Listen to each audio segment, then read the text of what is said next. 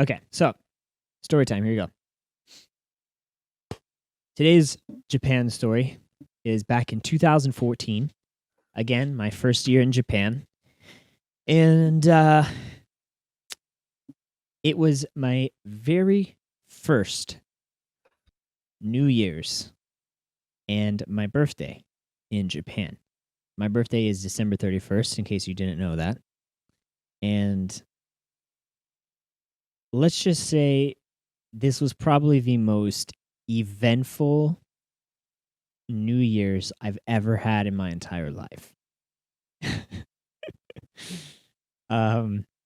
Now the English school I was working at the time, they had like this winter program where we still had to teach kids who were not in school on like weekends and stuff. So I ended up working until like December 30th or something like that. I would think it was maybe a Saturday or something.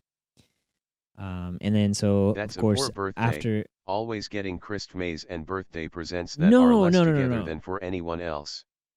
How is a part? No. So you would think that, but actually, it's far enough apart where I still get double gifts. It's fine. It was never an issue for me. The issue was as I got older, it was hard to have birthday parties at that time because everyone wanted to have a New Year's Eve party. But anyways, I digress. So, me and one other guy I was working with at the time, we finished work and we decided to go to this shopping mall nearby to go to the food court and get something to eat before we head home. And we get to the food court, checking out some different things. He sees this like, Japanese like steak thing, and I see this like gyudon shop, which is basically rice in a bowl with like meat and sauce and stuff on top. Like usually it's pork or sometimes it's beef. So I got the gyudon, and then my friend got this steak and vegetable thing. And both were pretty cheap because it's in the food court and surprisingly pretty tasty. Now, we talk, we eat, have a good time, and I head home. And I'm exhausted, and I'm so freaking excited. It's gonna be my birthday. It's gonna be New Year's. I get to go out, maybe go to try to find some parties with some friends or something like that. And so that night around, I don't know, 2 or 3 a.m., something happens where I wake up and my bed is like wet underneath me, but not like a wet, like you peed your bed type of wet. It was like a slodgy wet, aka I pooped my pants while I was sleeping, but it was like diarrhea type. It was pretty bad, and it soaked through like my underwear, my shorts, 2 and a.m. is the day after onto the birthday, though. the futon. Is that still the birthday? You. No, this is December 30th, so it was technically 2 a.m. on the 31st, which was my birthday. And so I was like, what the heck is this? I had no idea. I started not to feel very good. Kind of felt a little sick in my head as well. And so I have to, go throw my clothes in the wash. I take the sheets off, try to spray down the futon or whatever, take a shower. And yeah. And then I try to, get some sleep. I'm in my computer chair because CMTV all my clothes and stuff washing. Dig up this clip. Yes, that's the point. It's gonna go to YouTube probably. And so I fall asleep in my computer chair because my, the sheets were washing and stuff, and I was just gonna put them back on after that's done. And then I wake up again, and it happened again, and now it is soaked through, and there's a little bit on the computer chair. So, and it's like not like a cloth type chair. It's has like a mesh. So it's a type that you can't clean very easily because it's really weird. And I'm just not feeling good at this point. I feel really bad. And At this point, we realize it's food poisoning. Yay! Now, of course, I didn't have any American medicine at this time, so there was nothing I could really take for this, and you don't really want to take um like Pepto Bismol or something like that to stop it if you have food poisoning. Um, and at one point, I was in my tub in the shower, just with the hot water running, just like dozing off in the tub because I feel so sick and just like at random moments, just like small bits of diarrhea coming out the tub. It's so bad. Oh god. And now you might be thinking, go, you know, okay, at some point I managed to go to sleep and it kind of subsides for a little bit, right? And the next day I am texting my Japanese friends like, okay, where can I go to a doctor here? Because at the time, like, I didn't know any English speaking doctors at this moment. But then it's New Year's. So guess what that means? In Japan, everything is closed. You can't go to a doctor's office during this time because they're closed. And so at one point I walked all the way to this doctor's office to try to talk to them and see if I get any help. It was like 15-20 minute walk. It's pretty far. I was walking such a slow pace because I just felt so bad still. I get there, I'm trying to talk. They don't speak any English. My Japanese was terrible at the time. And they just told me, they're like, we're sorry, we can't help you, basically. And I'm just like, fuck. Oh, wait, hold on. And, yeah. I tell my friend, I'm like, it's not even open. What do I do? And I get back and I'm at home and I'm like, I feel so bad. And just my whole room is just like, you can't sleep anywhere. Nowhere's safe, basically. And then at one point,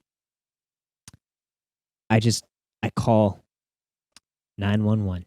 Well, it's not 911 in Japan. It's 119. They have to be like opposite for some reason of America.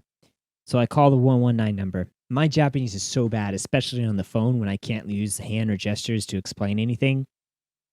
And so, like, I said I was sick in the most basic Japanese. And then he kept asking questions that I didn't understand. And I'm just like, fuck. And I think he was asking for my address at one point. And I hung up because I couldn't take it anymore. And then they called me back. And then he had some type of like translated English of like asking for my address.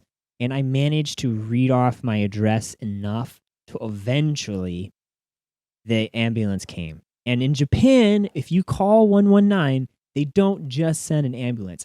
There was a fire truck with firemen. There was an ambulance with like 3 or 4 paramedics come knocking at my door. And I'm like crunched over, holding my stomach, like open the door. And I'm just like, and I walk in and I get into the ambulance and then sit in the back. And now the paramedic was probably the coolest dude I've ever met in Japan. Like, he had his phone and instantly was just like, dude, I know the best way to communicate with this guy. Took his phone and was doing like the Google Translate thing, like talking in Japanese and then showing me the phone. And then he would push the button and then I would talk in English and it would translate to him. It was, beautiful service. It was super nice too. So they took me to a hospital that was like, oh my days, like 40 minutes away. It was far. And I get to the hospital and one of the nurses, which by the way was super cute, but I was in like the worst state of my life. And she actually spoke some English.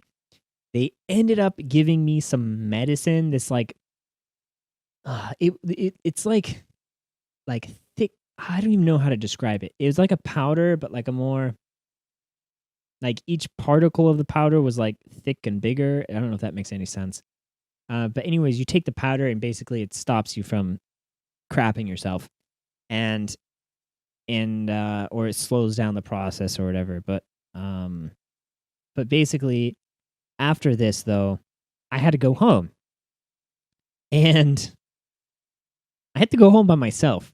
And the hospital is like 20 to 25 minutes by walk away from the nearest station. And the nearest station is like a 25-minute or 30-minute train to my station. And I'm like, oh, dear God. And so there's like a phone in the hospital where you can call a taxi. So I call this taxi and they help me do that. And so a taxi comes and then I tell them where my address is. And the taxi guy's like, bro, your house is like hella far away. Are you sure you want to pay a taxi all that way? He goes, how about I just take you to the train station? Can you get home from there? And I'm like, okay, fine.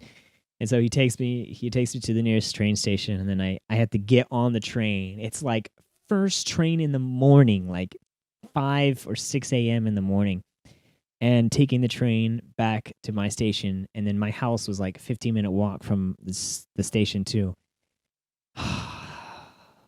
It was the worst New Year's and birthday experience ever in my life. It was, oh my days, it was so bad. And then, of course, with that medicine, I was able to finally get some freaking sleep and not worry about like destroying my apartment.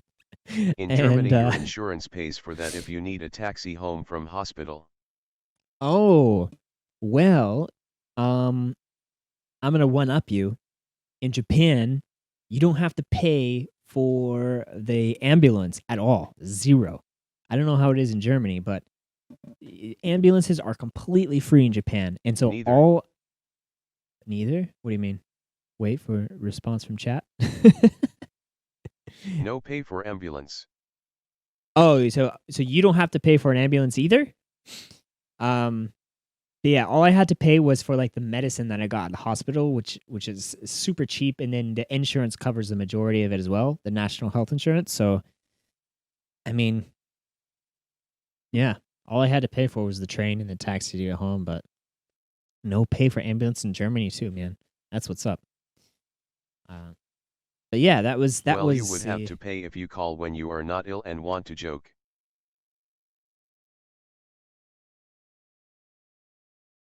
In Japan, you still don't have to pay for the ambulance. Like, and in Germany, almost everybody has an insurance. Yeah, well, everyone in Japan has national health insurance, so yeah, that was the first and only time I've ever called 119, and the only time I've gotten an ambulance. There's one or two other times I've gotten really sick, but at the time, when I got sick at those times, I was living at a new place, and the apartment was like right across from a hospital. It was perfect. And so when I got sick, I could just like walk across like the long street and just like hobble my way into the hospital. It was great. But so yeah, for ambulances in Japan, there are actually some people who abuse the system, and they'll use ambulances to get rides to like the hospital or doctor's clinic and stuff like that, even though they're not that sick. So that is an issue in Japan, but it's free still. So yeah, that's my Japan story. That is the That's stupid. the darkest night. Yeah. If they can abuse that like it. Well, I mean, it's Japan, so most people follow the rules, right? And the people in the ambulance and stuff will yell at the people if they're using it for the wrong reasons or whatever, but it's Japan as well. I mean, even though there are some bad apples or rotten eggs, the majority of people just follow the rules type of thing. Until some point I thought you were telling the story how you decided to stay in Japan. Smiley face. Making people like that pay is right. Yeah, no. This was probably my most traumatic experience in my first year in Japan. It was awful. And so I basically spent my entire New Year's break, because you get that off in Japan. It's like a short holiday, like maybe 4 or 5 days or something. I spent that entire time sick and bed at home. Yeah, that was not very good.